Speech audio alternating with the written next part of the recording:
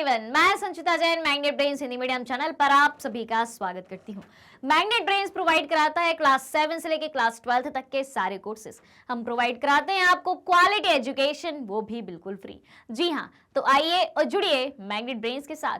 आज के सेशन में मैं लेके आई हूँ आप सभी के लिए क्लास 9 की सामाजिक विज्ञान में बिहार बोर्ड में इतिहास का एक चैप्टर जिसका नाम है अमेरिकी स्वतंत्रता संग्राम। जी हाँ, आज हम अमेरिकी स्वतंत्रता संग्राम का कंप्लीट चैप्टर रिवीजन करने जा रहे हैं। ये चैप्टर पहले मैंने आपको 2 से 3 पार्ट्स में पढ़ाया है और इस चैप्टर के पूरे क्वेश्चंस आंसर भी मैंने कराए हैं, तो जिसकी लिंक डिस्क्रिप्शन में दी हुई है, वहां से जाके आप पूरा चैप्टर बहुत अच्छे से पढ़ सकते हैं। और आज पूरे एक वीडियो में अपन इसका कंप्लीट चैप्टर रिवीजन करेंगे, यानी कि वन शॉट में आपको पूरा चैप्टर कराया जाएगा। तो शुरू करने से पहले आप सभी आज के सेशन को जल्दी से जल्दी और ज़्यादा से ज़्यादा लाइक कर दें और शेयर कर दें और अपने सारे दोस्तों को बता दें कि बिहार बोर्ड में इतिहास में अमेरिकी स्वतंत्रता संग्राम का कंप्लीट चैप्टर रिवीजन आ चुका है। चलिए तो शुरू करते हैं और जानते हैं सबसे पहले इस चैप्टर के परिचय के बारे में। इस चैप्टर के परिचय में हम सबसे पहले देखें तो सबसे पहले बात आती है कारण की। जी हाँ भाई, स्वतंत्रता संग्राम हुआ है अमेरिका में, तो भाई उसके कुछ कारण तो होंगे। हर चीज़ के होने के पीछे कुछ कारण होते हैं, तो ठीक इसी तरीके से अमेरिकी स्वतंत्रता संग्राम के क्या कारण हमें देखने को मिलते हैं, इसको जानते हैं। उसके बाद स्वतंत्रता संग्राम के क्या परिणाम हमें देखने को मिलते हैं, वो जानेंगे। और उसके बाद औद्योगिकीकरण का क्या प्रभाव पड़ा और अमेरिकी स्वतंत्रता संग्राम में जब इंग्लैंड की पराजय हुई थी और अमेरिका की जीत हुई थी, तो इंग्लैंड की पराजय के क्या कारण हमें देखने को मिलते हैं, वो सारी चीज़ें अपन जानने वाले हैं। यानी कि अमेरिकी स्वतंत्रता संग्राम के कारण, अमेरिकी स्वतंत्रता संग्राम के परिणाम, औद्योगिकीकरण का प्रभाव और इंग्लैंड की असफलता के क्या कारण हमें देखने को मिलते हैं, इसको अपन जानते हैं। चलिए तो देखें, हम परिचय की बात करें। देखें तो यूरोपीय देशों द्वारा 15वीं शताब्दी में नए समुद्री मार्गों की जो है खोज करी गई थी। समुद्री मार्गों की खोज करी गई थी कब? 15वीं शताब्दी में यूरोपीय देशों द्वारा नए नए समुद्री मार्गों की खोज उस समय की जा रही थी। और इनका उद्देश्य क्या था? इन समुद्री मार्गों की खोज का उद्देश्य हमें क्या देखने को मिलता है? तो इसका उद्देश्य नए व्यापारिक मार्गों को विकसित करना था। इनका उद्देश्य हमें क्या मिलता है कि जो यूरोपीय देशों द्वारा समुद्री मार्गों की खोज की जा रही थी, उनका उद्देश्य नए व्यापारिक मार्गों को विकसित करना था, ताकि यूरोपीय देशों की अर्थव्यवस्था व्यापार और वाणिज्य के माध्यम से जो है समृद्ध बनाई जा सके। जब नए नए समुद्री मार्गों की खोज करी जाएगी, नए नए देशों की खोज करी जाएगी, उन समुद्री मार्गों के जरिए दूसरे देशों तक जब लोग जाएंगे, अपना व्यापार करने के लिए जाएंगे, वहां की धन संपदा, प्राकृतिक संसाधनों के बारे में जानेंगे, तभी तो किसी देश का विकास हो पाएगा। तो यूरोपीय देश क्या चाहते थे कि भाई समुद्री मार्गों की खोज के द्वारा हम अपनी अर्थव्यवस्था का विकास करें और यूरोपीय देशों की अर्थव्यवस्था व्यापार वाणिज्य के माध्यम से समृद्ध बनाई जा सके।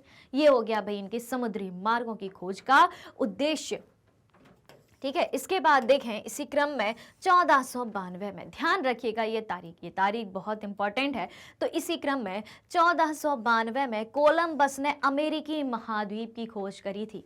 क्या बात कही गई है? इसी क्रम में 1492 में कोलंबस ने किसकी खोज करी थी? अमेरिकी महाद्वीप की खोज करी। और पुनः अमेरिगो वेस्पुसी ने इस वृहद भूखंड के बारे में विस्तृत जानकारी दी थी। जी हाँ, तो अमेरिका की खोज किसने करी भाई साहब? कोलंबस ने। सीधी साधारण सी बात करें कि अमेरिका की खोज किसने करी? कोलंबस ने करी। कब करी? 1492 में करी। ठीक है, और अमेरिगो वेस्पुसी नाम का एक व्यक्ति था। अमेरिगो वेस्पुसी ने इस वृहद भूखंड के बारे में विस्तृत जानकारी दी थी और इसी के नाम पर, अमेरिगो वेस्पुसी के नाम पर ही अमेरिका का नाम अमेरिका पड़ा था। क्लियर? ये बात हो गई भाई साहब अपने बेसिक इंट्रोडक्शन की। अब देखें, धीरे धीरे यूरोपीय देशों ने इस क्षेत्र में अपने उपनिवेश भी बसा लिए। भाई साहब जब समुद्री मार्ग से अमेरिका की खोज करी, कोलंबस ने खोज करी, तो धीरे धीरे यूरोपीय देश ने अमेरिका महाद्वीप में अपने क्या बसा लिए? औपनिवेश बसा लिए। अब भाई औपनिवेश या उपनिवेश क्या कहलाते हैं? उपनिवेश या औपनिवेश उसको कहा जाता है, उस प्रक्रिया को कहा जाता है कि जब कोई एक शक्तिशाली देश अपने से थोड़े से कमजोर देश पर अपने से थोड़े से कमजोर देश पर अपना शासन स्थापित करने की कोशिश करे तो उसे कहा जाता है क्या? उसे कहा जाता है उपनिवेश कहा जाता है। दूसरी बात देखें तो उत्तरी अमेरिका में मुख्य रूप से फ्रांस और इंग्लैंड ने अपना वर्चस्व स्थापित कर लिया था। पहली लाइन अपन ने क्या पढ़ी कि धीरे धीरे यूरोपीय देशों ने इस क्षेत्र में यानी कि अमेरिकी महाद्वीप में अपने उपनिवेश स्थापित करना प्रारंभ कर दिए थे। तो उत्तरी अमेरिका में मुख्य रूप से फ्रांस और इंग्लैंड ने, किसने? फ्रांस और इंग्लैंड ने अपना वर्चस्व स्थापित कर लिया यानी कि अधिकार स्थापित कर लिया। फ्रांस और इंग्लैंड कैसे देश थे? यूरोपीय देश ही थे, ठीक है। लगभग उसी समय यूरोप में नए राजनीतिक विचारों का प्रतिपादन भी हो रहा था। कहां पर? यूरोप में नए विचारों का प्रतिपादन भी हो रहा था और व्यक्ति की स्वतंत्रता, निरंकुशता का विरोध, समानता और बंधुत्व जैसे विचार लोगों के बीच, विशेषकर प्रभुत्व वर्ग के बीच जो है लोकप्रिय होते जा रहे थे। अब भाई अमेरिका पर इनने औपनिवेशिक शासन स्थापित करना क्यों चाहा भाई साहब यूरोपीय देशों ने? ये बात समझने की कोशिश करना।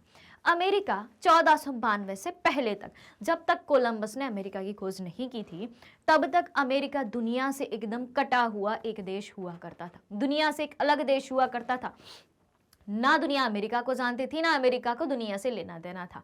और क्यों भाई? अमेरिका के पास सब कुछ था, पूरा साधन संपन्न देश था। और जब 1492 में कोलंबस ने अमेरिका की खोज करी, समुद्री मार्गों की खोज के दौरान ही, तो भाई यूरोपीयों ने देखा कि भाई साहब अमेरिका के पास जो है वो दुनिया में कहीं नहीं, यानी कि विशाल धन संपदा, विशाल प्राकृतिक संसाधन मौजूद हैं, लेकिन अमेरिका वासी उनका सही से उपयोग करना नहीं जानते थे। यूरोप के पास भाई साहब सब कुछ था, टेक्नोलॉजी वगैरह थी, तो उन्होंने सोचा कि यहाँ के प्राकृतिक संसाधनों का उपयोग हम करेंगे, अपने देश में पहुंचाएंगे, अपने देशों से निर्मित माल पूरे विश्व में भेजेंगे और पूरे विश्व पर अपना राज करेंगे।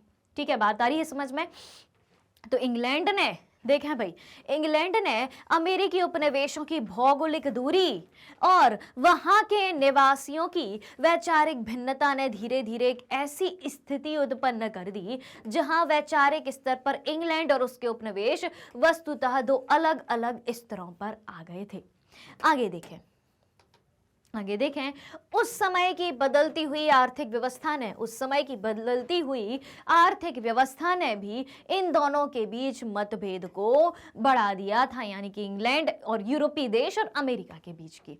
ठीक है, तो धीरे धीरे उपनिवेशवासी इंग्लैंड के वर्चस्व से मुक्त होने के लिए अग्रसर हुए। उपनिवेशवासी यानी कि अमेरिका में जो लोग रह रहे थे, जिन पर इंग्लैंड ने अपना औपनिवेशिक शासन स्थापित किया था, तो धीरे धीरे उपनिवेशवासी इंग्लैंड के वर्चस्व से मुक्त होने के लिए अग्रसर हुए और इसी का परिणाम अमेरिकी स्वतंत्रता संग्राम के रूप में सामने आया था। अमेरिकी स्वतंत्रता संग्राम की अपन बात कर रहे हैं, अपने चैप्टर का ही नाम है।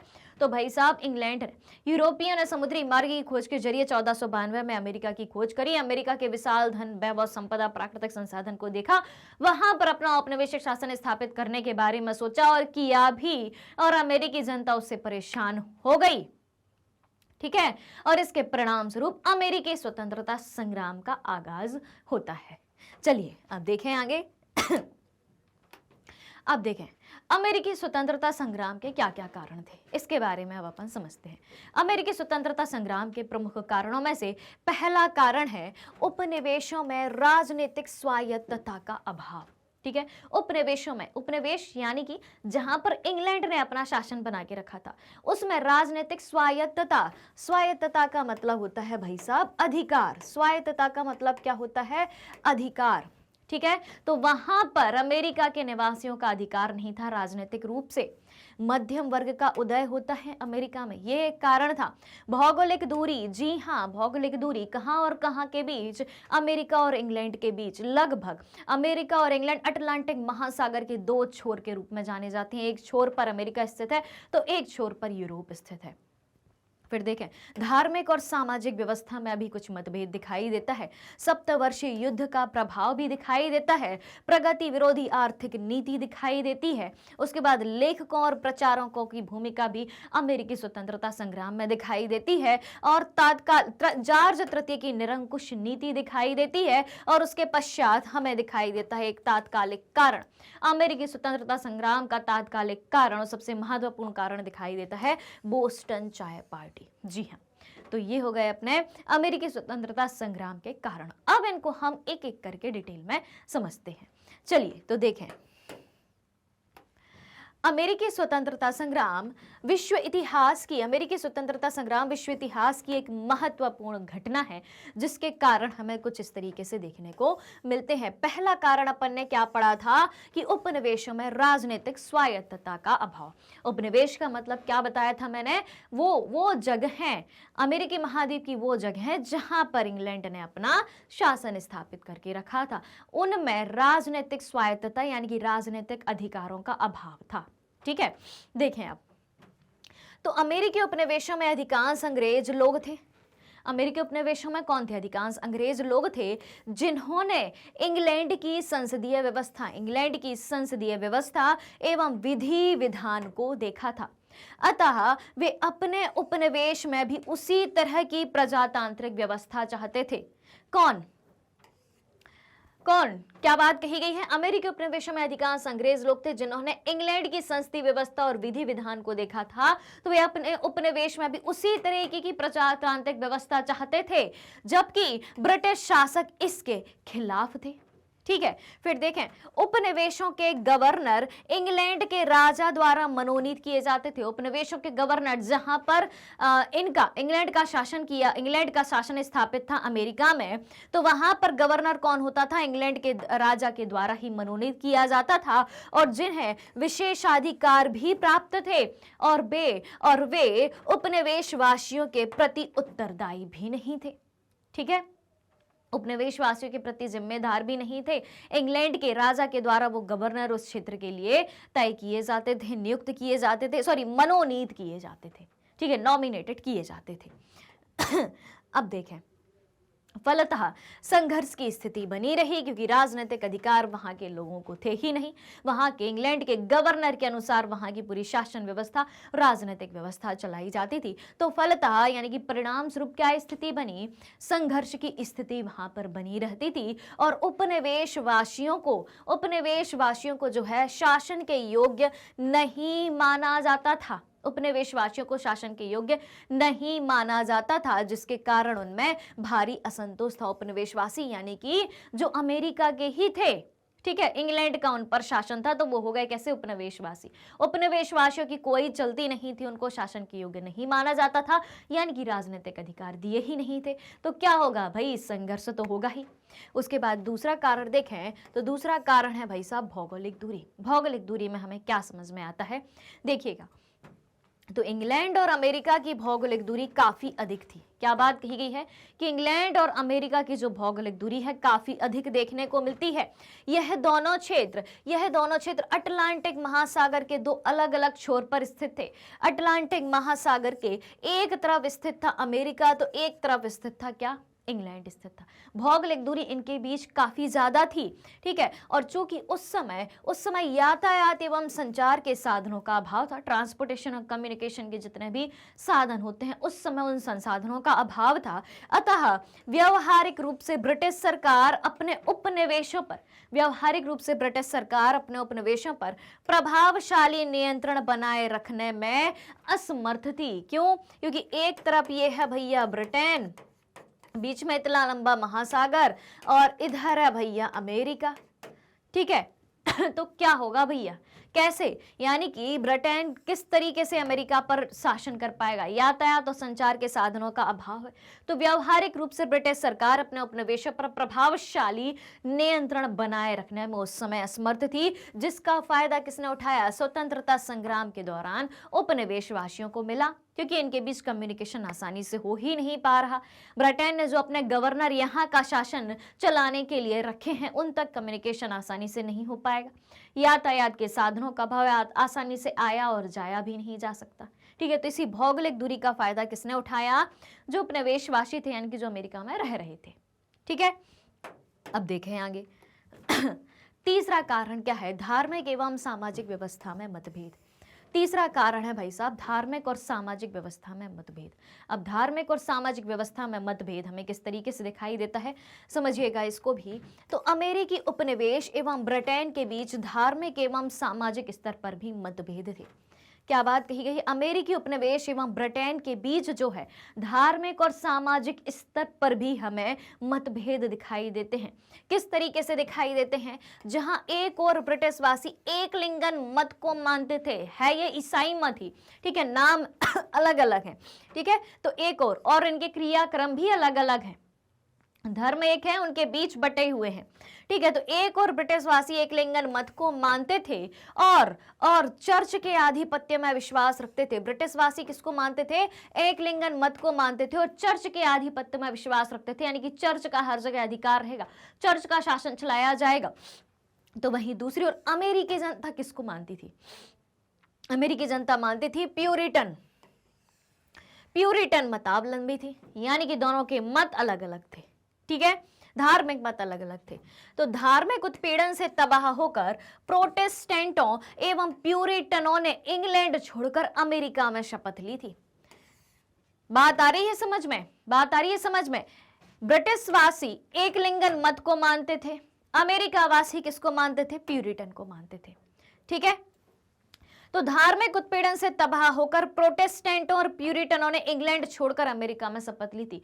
जो इंग्लैंड में एक लिंगन मत से पीड़ित हो चुके थे, उन्होंने, वैसे प्रोटेस्टेंट और प्यूरिटनों ने इंग्लैंड छोड़कर कहां आ गए थे? अमेरिका आ गए थे। और उनमें प्रारंभ से ही जुझारूपन एवं स्वतंत्रता की भावना विद्यमान थी। क्यों? क्योंकि वो वहां रहकर, जो प्रोटेस्टेंट या प्यूरिटन जो इंग्लैंड में रहते थे, इंग्लैंड के एक लिंगन संप्रदाय से परेशान होकर अमेरिका आ गए थे। भाई वो लड़ झगड़ के आए थे, अपने अधिकारों के लिए लड़ना जानते थे, तो भाई जुझारूपन का व्यक्तित्व तो उनमें रहेगा ही। तो उनमें प्रारंभ से ही जुझारूपन एवं स्वतंत्रता की भावना विद्यमान थी, क्योंकि वो एक लिंगन मत से अपने को स्वतंत्र करना चाहते थे और अमेरिका भाग के आए थे। ठीक है, तथा सैनिक क्षमता का प्रदर्शन भी वो इंग्लैंड में पहले कई बार कर चुके थे। तो ऐसे वो अमेरिका में रहने के लिए आ चुके थे। फिर देखें, यही कारण है कि अमेरिका वासी अपने मातृ देश के साथ संबंध रखना नहीं चाहते थे। यानी कि जो प्यूरिटन और प्रोटेस्टेंट समुदाय के व्यक्ति थे, पहले इंग्लैंड में रहते थे, इंग्लैंड के एक लिंगन मत से वो जो है परेशान हो चुके थे और वहां से वो भागकर कहां आए थे? अमेरिका आए थे। इन्हीं सब समस्याओं के चलते उनका मातृ देश तो भाई एक तरीके से इंग्लैंड ही था पहले, जो आए थे। जो अमेरिका वासी पहले से थे वो तो थे ही, लेकिन कुछ व्यक्ति वहां से परेशान होके आए थे, तो अपने मातृ देश से किसी भी तरीके का संबंध रखना नहीं चाहते थे। तो ब्रिटिश समाज, आगे देखें, ब्रिटिश समाज सामंतवादी एवं कुलीन व्यवस्था पर आधारित थी। सामंतवादी और कुलीन व्यवस्था पर आधारित थी। और जबकि अमेरिकी समाज कैसा था? समतामूलक एवं प्रजातांत्रिक व्यवस्था पर आधारित था। समतामूलक समानता की भावना पर, प्रजातांत्रिक जनता के शासन पर आधारित था। और ये किस पर आधारित थे? कुलीन व्यवस्था पर, चर्च के आधिपत्य पर, सामंतवादी व्यवस्था पर आधारित थे। यानी कि सामाजिक रूप से भी ये अलग थे और धार्मिक रूप से भी ये अलग थे। इस प्रकार अमेरिका में धार्मिक एवं सामाजिक समरसता विद्यमान थी। अमेरिका में क्या था? धार्मिक और सामाजिक समरसता विद्यमान थी, यानी कि सभी धर्मों को वो अपना लेते थे, सभी धर्मों के व्यक्तियों का स्वागत करते थे। और सामाजिक समरसता यानी कि सामाजिक समानता, धार्मिक और सामाजिक समानता अमेरिका में विद्यमान थी, जिसने स्वतंत्रता संग्राम के लिए एक मजबूत आधार प्रदान किया था। ठीक है, तो ये हो गए अपने 3 कारण। अब देखें अपन चौथा कारण, सप्तवर्षीय युद्ध का प्रभाव। जी हाँ, सप्तवर्षीय युद्ध की बात करें इसके अगले कारणों में, तो भाई सप्तवर्षीय युद्ध किसके बीच में हुआ था? यूरोप के 2 देश इंग्लैंड और फ्रांस के बीच हुआ था। सप्तवर्षीय यानी कि 7 वर्षों तक एक युद्ध चला था, जो कि इंग्लैंड और फ्रांस के बीच चला था 1756 से 1763 ईस्वी के बीच। कब से कब तक? 1756 से 1763 ईस्वी के बीच इंग्लैंड और फ्रांस के बीच में एक सप्तवर्षीय युद्ध हुआ था। और इस युद्ध से पूर्व तक, कब तक? इस युद्ध से पूर्व तक उपनिवेशवासी इंग्लैंड से घनिष्ठ रूप से जुड़े हुए थे। इस युद्ध से पहले तक उपनिवेशवासी जो है इंग्लैंड से घनिष्ठ रूप से जुड़े हुए थे, क्योंकि वे कनाडा में फ्रांसीसियों के विरुद्ध अकेले अपनी रक्षा करने में असमर्थ थे। पहली बात क्या कही गई है कि सप्तवर्ष युद्ध हुआ था इंग्लैंड और फ्रांस के बीच 1756 से 1763 ईस्वी तक, ठीक है। और इस युद्ध से पूर्व इंग्लैंड वासी उपनिवेशवासी इंग्लैंड से घनिष्ठ रूप से जुड़े हुए थे जब तक यह युद्ध हुआ नहीं था, ठीक है, क्योंकि वे कनाडा में फ्रांसीसियों के विरुद्ध अकेले अपनी रक्षा करने में असमर्थ थे, ठीक है। लेकिन जब इस युद्ध में फ्रांस की हार हुई तो वो उपनिवेशवासी भाई अब समझ गए थे कि हमें फ्रांस से डरने की जरूरत नहीं है। तो लेकिन इस युद्ध में फ्रांस की पराजय के साथ ही यह भय भी समाप्त हो गया कि फ्रांस ज्यादा मजबूत है, ठीक है। अब उपनिवेशवासियों का एकमात्र लक्ष्य क्या था? इंग्लैंड को बेदखल करना। भाई फ्रांस तो पहले ही हारा हुआ है, किससे? इंग्लैंड से हार गया, मतलब इन्हें समझ लिया कि फ्रांस से डरने की जरूरत अब नहीं है। अब उपनिवेशवासियों के एकमात्र लक्ष्य क्या हो गया कि इंग्लैंड को हमें यहां से रफा दफा करना है, अपने राज्य से बेदखल करना है। इस युद्ध पर टिप्पणी करते हुए प्रोफेसर पोलार्ड ने लिखा है, देखें भाई, प्रोफेसर पोलार्ड ने लिखा है या कहा है कि फ्रांस की पराजय ने, ध्यान से सुनिएगा, फ्रांस की पराजय ने अमेरिका वासियों की स्वतंत्रता की इच्छा को भड़काया। जी हाँ, जो 1756 से 1763 तक के बीच में जो युद्ध हुआ था, सप्तवर्षीय युद्ध हुआ था इंग्लैंड और फ्रांस के बीच, तो फ्रांस उस युद्ध में जो है हार चुका था। उस युद्ध में फ्रांस की पराजय के बारे में प्रोफेसर पोलार्ड क्या कहते हैं? वो कहते हैं कि फ्रांस की पराजय ने अमेरिका वासियों की स्वतंत्रता की इच्छा को भड़का दिया, ठीक है। अब देखें भाई, पांचवा कारण देखें, प्रगति विरोधी आर्थिक नीति। प्रगति विरोधी आर्थिक नीति देखें तो सबसे गंभीर मतभेद आर्थिक कारणों से उत्पन्न हुए थे। हाँ भाई, पैसा ही सब हर जगह लड़ाई की वजह होता है, ठीक है। तो क्या है भैया, क्या बात कही गई कि सबसे गंभीर मतभेद किन कारणों से उत्पन्न हुए थे? आर्थिक कारणों से उत्पन्न हुए थे। आगे देखें, उपनिवेशवाद का बुनियादी सिद्धांत यह था, ध्यान से सुनिएगा, उपनिवेशवाद का बुनियादी सिद्धांत यह था कि उपनिवेशों के आर्थिक शोषण और उनके संसाधनों के दोहन का अधिकार मात्र देश को है, ठीक है, यानी कि इंग्लैंड को है। बात आ रही है समझ में? तो उपनिवेशवाद का बुनियादी सिद्धांत क्या था? उपनिवेशवाद या उपनिवेशिक शासन क्यों स्थापित किया गया था? इंग्लैंड ने अमेरिका के अलग अलग क्षेत्रों पर क्यों शासन बनाया था? वो बुनियादी सिद्धांत ये मानते थे कि वहां के संसाधनों का प्रयोग करना, वहां के धन संपत्ति का प्रयोग करने का अधिकार मात्र देश को है, ठीक है। और दूसरी ओर उन्मुक्त व्यापार की धारणा विकसित हो रही थी, यानी कि अपना फ्री व्यापार करना चाहते थे, जिसमें राज्य द्वारा व्यापार को नियंत्रित करने का विरोध किया गया था। यानी कि इंग्लैंड वासी जो है औपनिवेशिक जगहों पर अब व्यापार पर नियंत्रण लगाते थे, तो भाई दूसरी तरफ अमेरिका वासी क्या चाहते थे? अपना मुक्त व्यापार चाहते थे, ठीक है। और राज्य द्वारा व्यापार को नियंत्रित करने का विरोध भी कर रहे थे कि नहीं भाई, हम ऐसा नहीं होने देंगे। इस सिद्धांत के अनुसार उपनिवेशवासी अपने व्यापार एवं अन्य क्रियाकलापों में इंग्लैंड के हस्तक्षेप को नापसंद करते थे, ठीक है, कि हमारे आर्थिक क्रियाकलापों में, हमारे व्यापार में, हमारे अन्य कामों में इंग्लैंड का हस्तक्षेप हम बर्दाश्त नहीं करेंगे। इसके बाद देखें, अतः उपनिवेशों में विकसित हो रहा मध्यम वर्ग इंग्लैंड के कुलीन वर्गीय शासन का अंत चाहता था। उपनिवेशों में विकसित हो रहा जो मध्यम वर्ग था वो किसका अंत चाहता था? इंग्लैंड के कुलीन वर्गीय शासन का अंत चाहता था, जो कि अमेरिका में उस समय विद्यमान था। इसके छठवें कारण की बात करें तो यह है छठवां कारण आपत्तिजनक कर। जी हाँ, तो सप्तवर्षीय युद्ध में इंग्लैंड की काफी आर्थिक क्षति हुई थी। जो 7 वर्षीय युद्ध हुआ था 1756 से 1763 के बीच, इंग्लैंड और फ्रांस के बीच, फ्रांस हार गया था, लेकिन युद्ध में भले ही इंग्लैंड जीता था, लेकिन युद्ध में इसकी भारी आर्थिक क्षति तो हुई थी।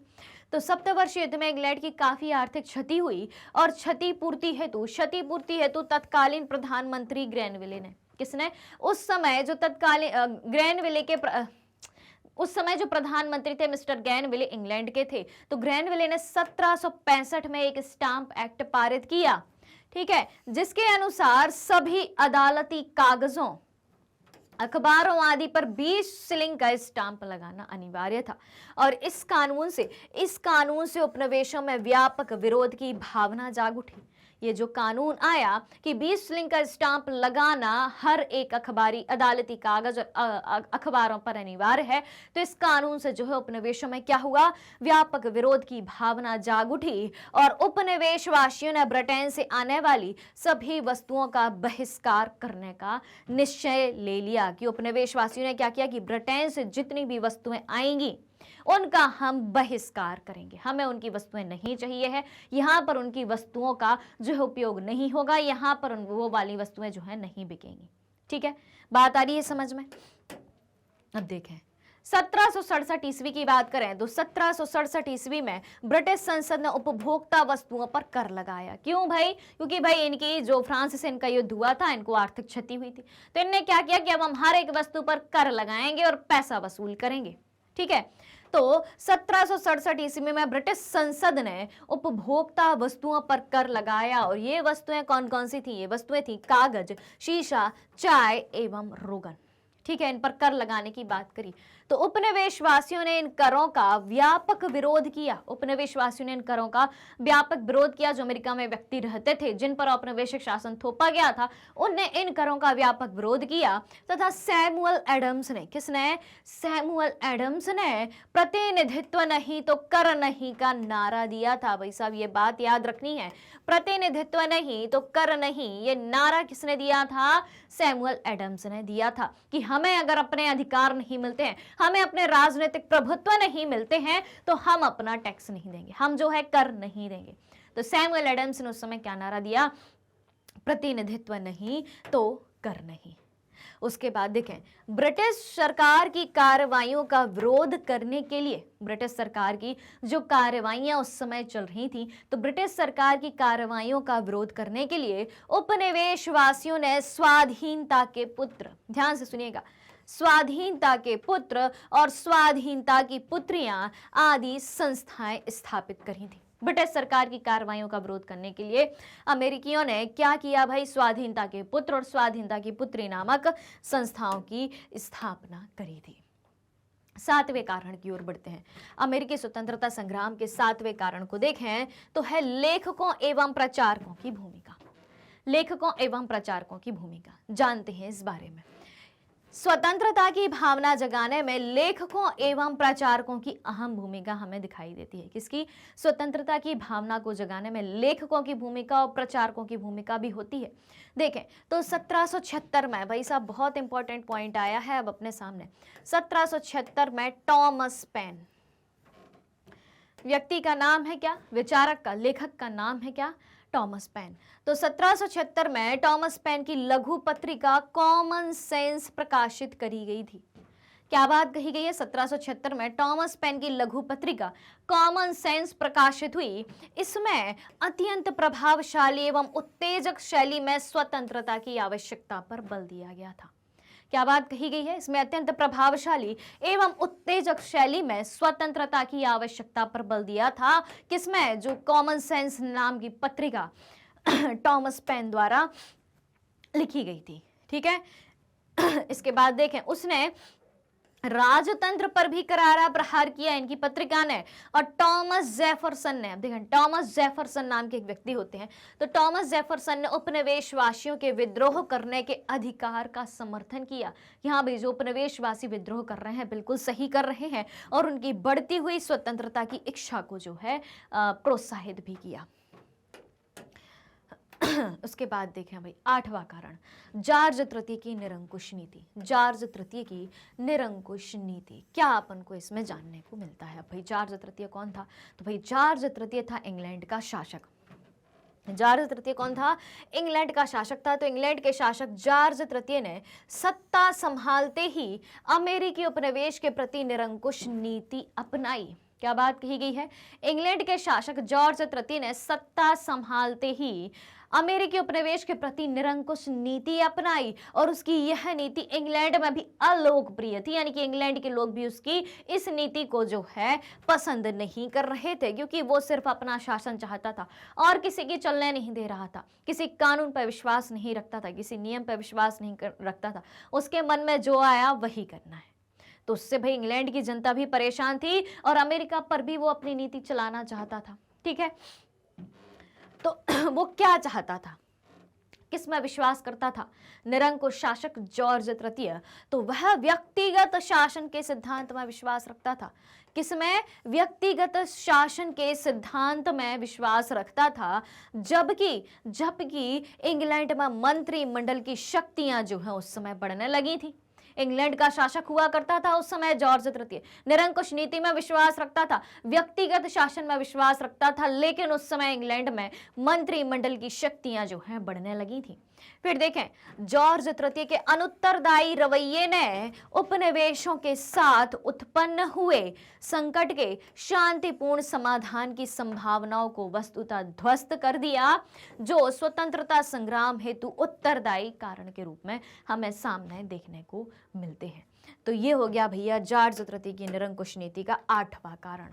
और 9वां और सबसे महत्वपूर्ण कारण है, तात्कालिक कारण है, बोस्टन चाय पार्टी। जी हाँ, कौन सा कारण है? तात्कालिक कारण है बोस्टन चाय पार्टी। भाई चाय पार्टी शब्द से तो लग रहा है कि कोई पार्टी हुई होगी, लेकिन भैया देखना, अभी पढ़ना, आप अलग ही स्वरूप देखने को मिलता है इस तरीके की चाय पार्टी का, कि पार्टी थी कि क्या था। ठीक है, देखें तो 1773 ईस्वी पर पहुंचते हैं अपन। 1773 ईस्वी में चाय कानून द्वारा ईस्ट इंडिया कंपनी को, भाई 1773 का रेगुलेटिंग एक्ट याद है आपको अगर आपने पढ़ा हो तो कभी?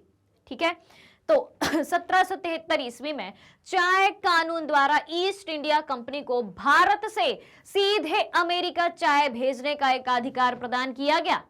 ईस्ट इंडिया कंपनी के बारे में जानते हैं, रेगुलेटिंग एक्ट के बारे में जानते हैं, कौन सी बात कही गई थी कि चाय पर ब्रिटिश सरकार का एकाधिकार हो जाएगा। तो 1773 ईस्वी में चाय कानून द्वारा ईस्ट इंडिया कंपनी को अधिकार प्राप्त हो गया था कि वो भारत से सीधे अमेरिका चाय भेजेगा। ठीक है, और जिसका उपनिवेशवासियों ने जबरदस्त विरोध किया था, यानी कि अमेरिका के जो लोग थे उनने जबरदस्त विरोध किया था इस चीज का।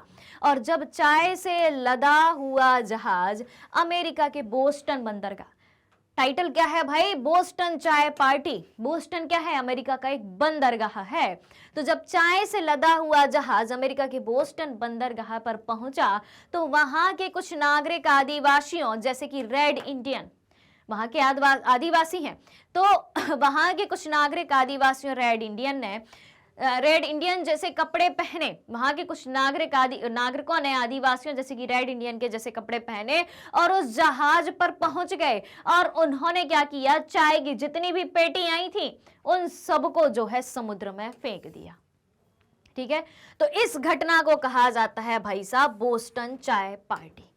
ठीक है, ये कोई पार्टी नहीं हुई थी, लेकिन इसको इस तरीके का नाम दिया गया है, बोस्टन चाय पार्टी या बोस्टन टी पार्टी के नाम से ये विख्यात है। और ये सबसे तात्कालिक कारण था अमेरिकी स्वतंत्रता संग्राम का।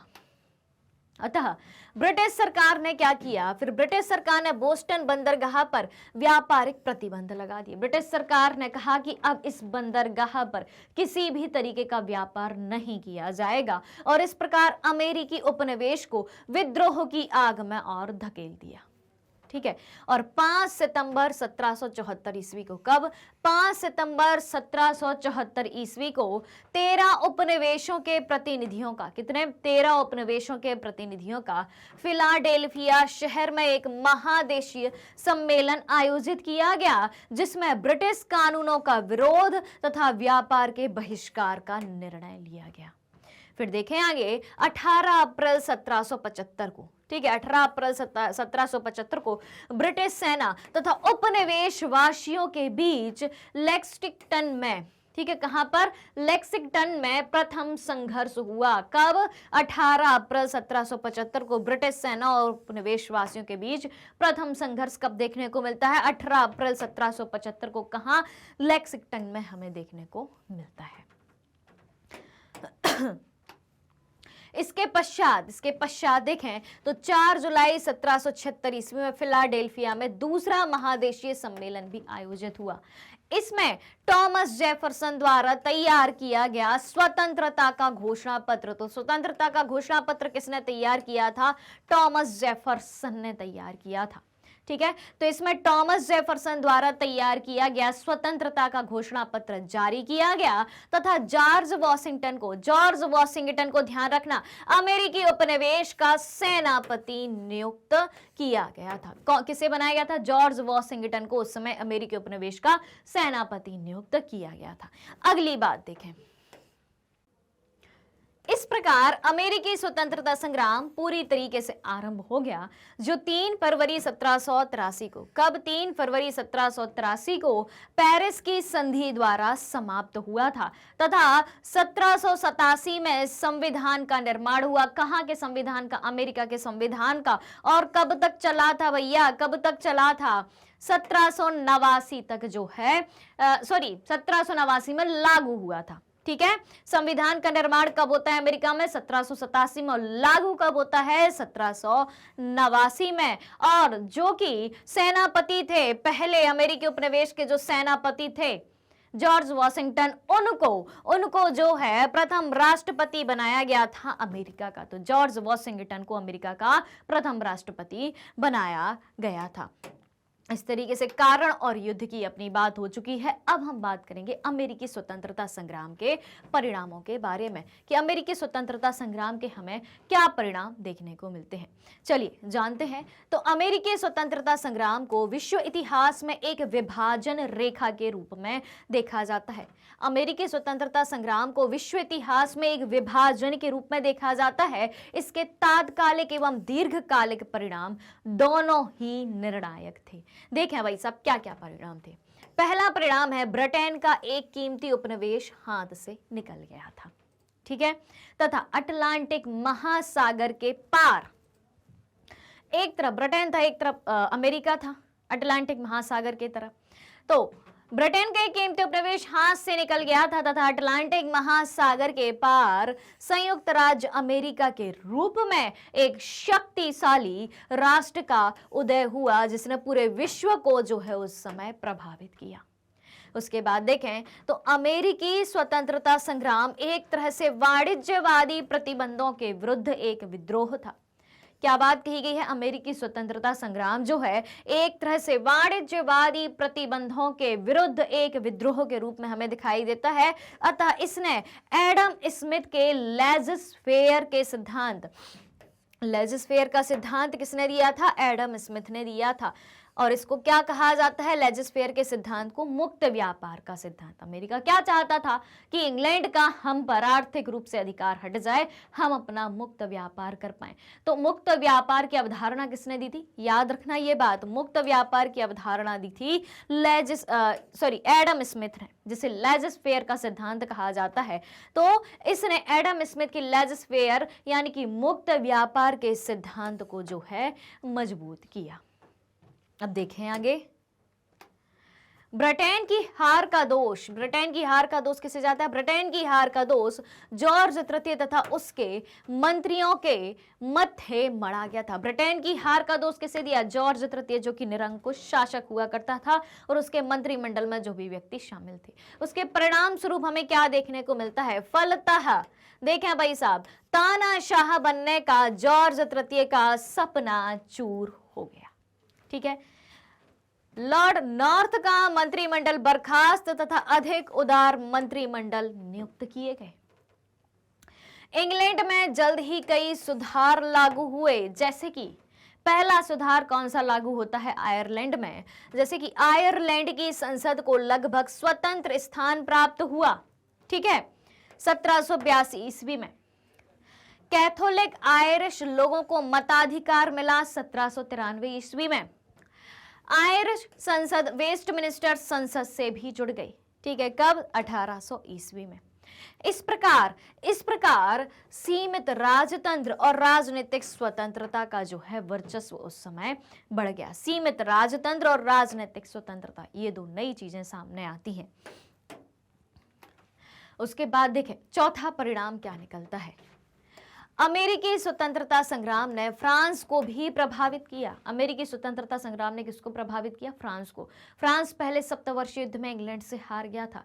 कब से कब तक? 1756 से जो 1763 के बीच में चला था। तो अमेरिकी स्वतंत्रता संग्राम ने जो है फ्रांस को भी प्रभावित किया और इस संग्राम में लफायते एक व्यक्ति था, इसके नेतृत्व में फ्रांसीसी सैनिकों ने भाग लिया था।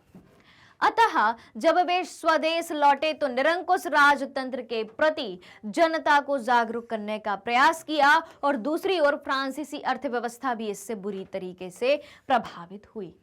ठीक है, फिर देखें, राजनीति में जनता की भागीदारी का मार्ग प्रशस्त हुआ। जनता क्या चाहती थी? हमें राजनीतिक प्रतिनिधित्व प्राप्त हो। तो अमेरिका की जनता को राजनीति में भाग लेने का मार्ग दिखाई दिया। फिर देखें, जनता को धार्मिक एवं अंतःकरण की स्वतंत्रता मिली। जनता को क्या मिली? जनता को धार्मिक स्वतंत्रता मिली, अंतःकरण की स्वतंत्रता मिली। मौलिक अधिकारों के माध्यम से लोगों की मूलभूत स्वतंत्रता भी जो है स्वीकार कर ली गई। इस तरीके के हमें अमेरिकी स्वतंत्रता संग्राम के कुछ परिणाम दिखाई देते हैं। अब देखें भाई, 7वां क्या है? विश्व का प्रथम लिखित संविधान। भैया बहुत ही इंपॉर्टेंट बात हो रही है, बहुत ही इंपॉर्टेंट बात हो रही है।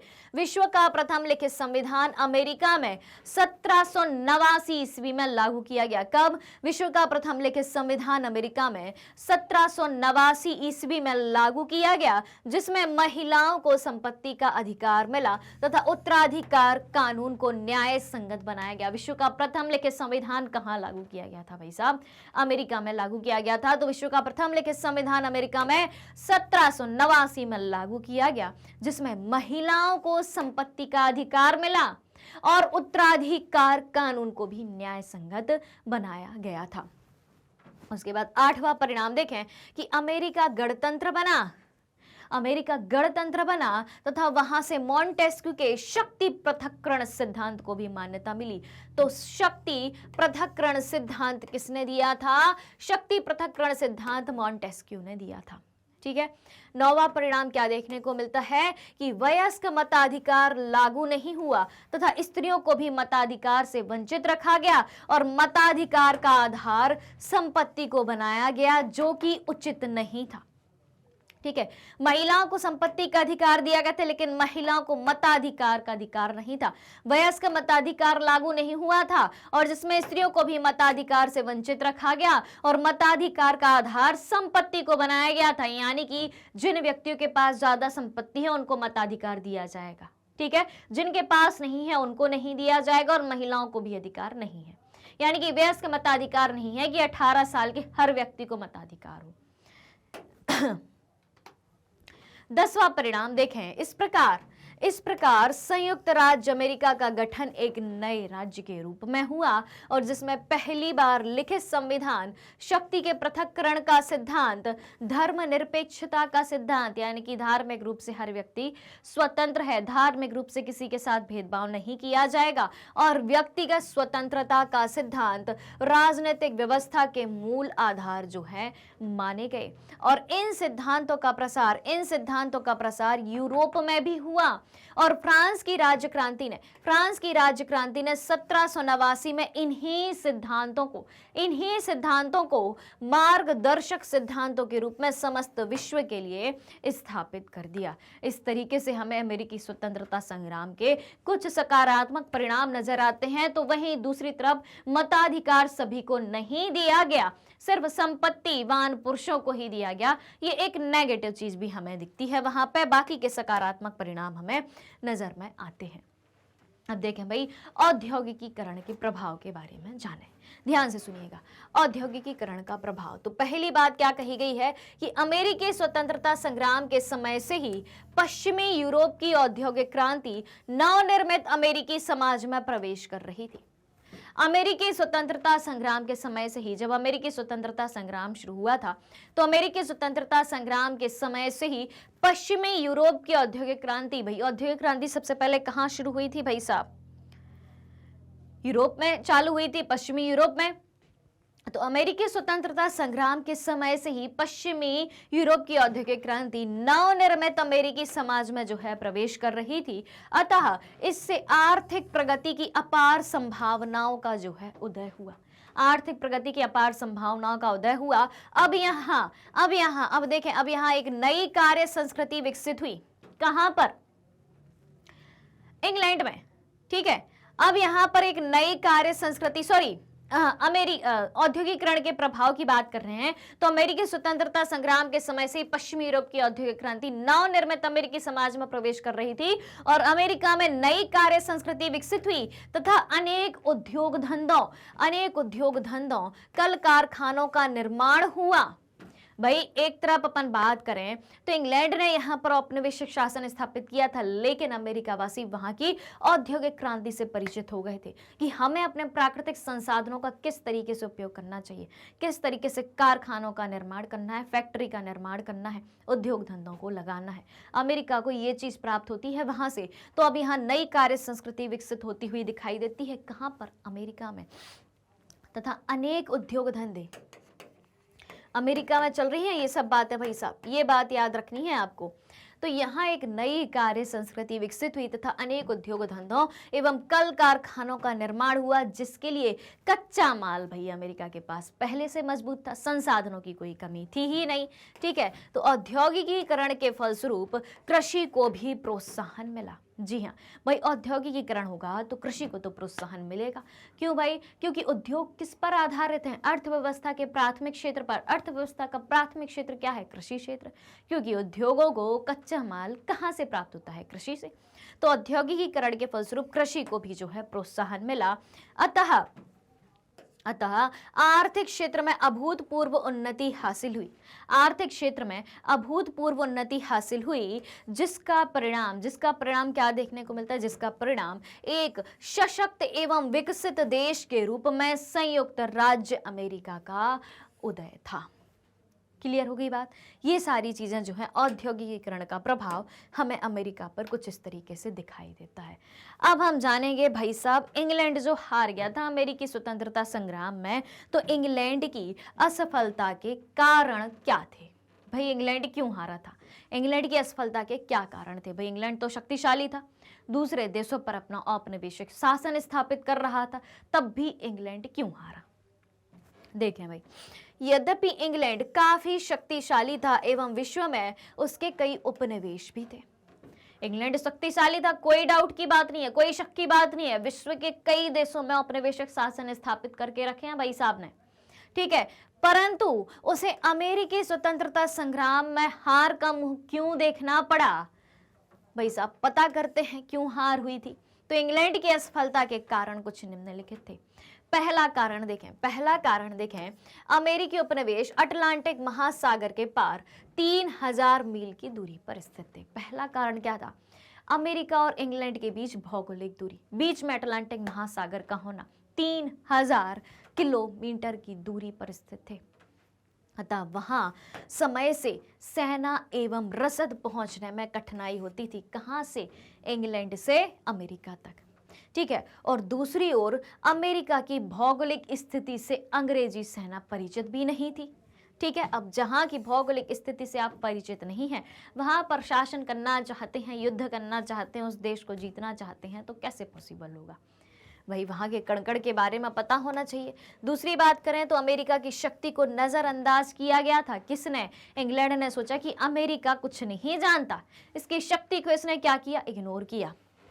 एवं अधिकांश अंग्रेज इसे गृह युद्ध ही समझते रहे कि भाई बीच का ही युद्ध चल रहा है, क्योंकि इंग्लैंड के कुछ लोग भागकर कहाँ आए थे? अमेरिका आए थे। तो इंग्लैंड के जो लोगों ने यहाँ पर अधिकार करने की सोची थी, वो क्या समझ रहे थे? ये हमारे बीच युद्ध है, गृह युद्ध है, अमेरिका का इसमें कोई रोल नहीं है, अमेरिका की शक्ति को एकदम इग्नोर किया जा रहा है। ठीक है, मतलब समझ ही नहीं पाए कि अमेरिका कितना शक्तिशाली हो सकता है। फिर देखें, तीसरी बात करें, उपनिवेशवासियों में एकता एवं उत्साह था। उपनिवेशवासियों में क्या था? एकता थी, उत्साह था, और वे स्वतंत्रता के लिए कुछ भी करने को तैयार थे। ठीक है, उसके बाद देखें, ब्रिटिश सेनापतियों ने कुछ सामरिक भूलें भी करी थी, एक ये असफलता का कारण था। और अगला कारण क्या था? ब्रिटिश राजनेताओं के बीच गंभीर मतभेद थे। किसके बीच? ब्रिटिश राजनेताओं के बीच, यानी कि उन्हीं के, ब्रिटेन के जो राजनेता थे उन्हीं के बीच भाई मतभेद थे। और जॉर्ज तृतीय की हठ धर्मिता की नीति के कारण, निरंकुशवादी नीति के कारण योग्य एवं अनुभवी नेता सरकार से अलग रहे। भाई जॉर्ज तृतीय से सभी नाखुश थे, कोई भी खुश नहीं था। ठीक है, तो भाई जो अच्छे नेता थे, योग्य नेता थे, अनुभवी नेता थे, वो सरकार से अलग रहेगी। भाई साहब तुम ये शासन कर लो अब अपना। ठीक है, छठवां परिणाम देखें, छठवां कारण देखें असफलता का, तो ब्रिटेन विदेशी सहायता से वंचित रहा।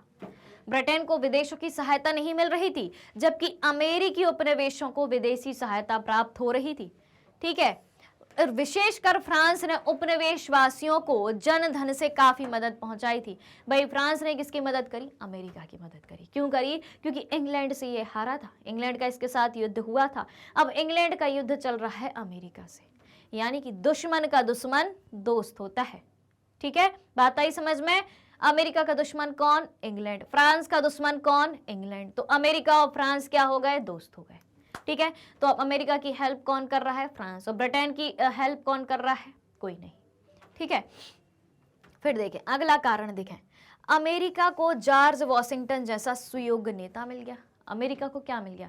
जॉर्ज वॉशिंगटन जैसा एक अच्छा नेता मिल गया, जिसने बड़े धैर्य, साहस एवं कुशलता के साथ अंग्रेजी सेना को जो है पराजित कर दिया। अमेरिका को कौन मिल गया भाई? जॉर्ज वॉशिंगटन जैसा सुयोग्य नेता मिल गया, भाई राष्ट्रपति बन गया था, और जिसने बड़े धैर्य, साहस एवं कुशलता के साथ अंग्रेजी सेना को पराजित कर दिया था। पहले तो ये अमेरिकी सेना का सेनापति था, और बाद में जब अमेरिका का संविधान 1789 में लागू किया गया, तब जॉर्ज वॉशिंगटन को अमेरिका का पहला राष्ट्रपति बनाया गया था।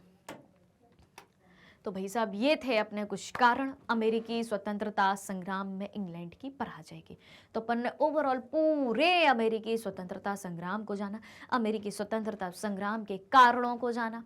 ठीक है, उसके बाद अमेरिकी स्वतंत्रता संग्राम के परिणामों को जाना, उसके बाद औद्योगिकीकरण को जाना, अमेरिका में औद्योगिकीकरण हमें किस तरीके से दिखाई देता है, और जो अमेरिकी स्वतंत्रता संग्राम अमेरिका और इंग्लैंड के बीच हुआ था उसमें इंग्लैंड की हार क्यों हुई थी, वो सारी चीज़ें भी जानी। उम्मीद है ये चैप्टर आपको पूरे तरीके से समझ में आया होगा। आज मैंने आप तक इसका कंप्लीट चैप्टर रिवीजन पहुँचाया है, तो भाई लाइक शेयर करना नहीं भूलना है। और ये चैप्टर पहले मैंने 2 पार्ट में बहुत अच्छे से, बहुत डिटेल में पढ़ाया है। इसके सारे क्वेश्चन आंसर भी मैंने कराए हैं, उसका वीडियो भी अपलोडेड है, तो वो सारी चीज़ें आप पढ़ सकते हैं। प्लेलिस्ट में जाइए, सर्च करिए, वहाँ पे भी मिल जाएगा। प्लेलिस्ट की लिंक डिस्क्रिप्शन में दी है, वहाँ से आप आसानी से इसको पढ़ सकते हैं। तो भाई साहब आज के सेशन में बस इतना ही। तो अगर आप हमारे डेली के लाइव सेशन और रिकॉर्डेड सेशन से जुड़ना चाहते हैं तो सारी चीज़ें अवेलेबल हैं मैग्नेट ब्रेन्स के यूट्यूब चैनल, वेबसाइट और एप्लीकेशन पर। और मैग्नेट ब्रेन्स इंडिया का number 1 100% free online education platform है। ठीक है, और इसके अलावा हम आपके लिए कुछ टॉप कोर्सेज भी प्रोवाइड कराते हैं, जो कि है CBSE English medium, CBSE Hindi medium. 3 state board के सिलेबस को कवर कराया जाता है, यूपी बोर्ड, बिहार बोर्ड और MP बोर्ड। और इसके अलावा spoken English, CVT, NTS, olympiad जैसे कोर्सेज भी एक ही सिंगल प्लेटफॉर्म पर हाई क्वालिटी एजुकेशन के साथ एकदम फ्री में उपलब्ध कराए जाते हैं। जी हाँ, एकदम 100% फ्री में उपलब्ध कराए जाते हैं। इसके अलावा मैग्नेट ब्रेन्स जो है यूट्यूब के अलावा अदर सोशल मीडिया प्लेटफॉर्म जैसे कि फेसबुक, इंस्टाग्राम, ट्विटर और टेलीग्राम पर भी अवेलेबल है। आप हमें यहाँ भी फॉलो कर सकते हैं और यहाँ से भी सारी जानकारी प्राप्त कर सकते हैं। तो भाई साहब आज के सेशन को आप सभी को जो है ज़्यादा से ज़्यादा लाइक शेयर करना है, और अभी तक अगर चैनल को सब्सक्राइब नहीं किया है तो फटाफट से सबसे पहले चैनल को सब्सक्राइब भी कर दें। तो हमारे साथ बने रहिए, जुड़े रहिए, पढ़ते रहिए, खुश रहिए। Thank you so much.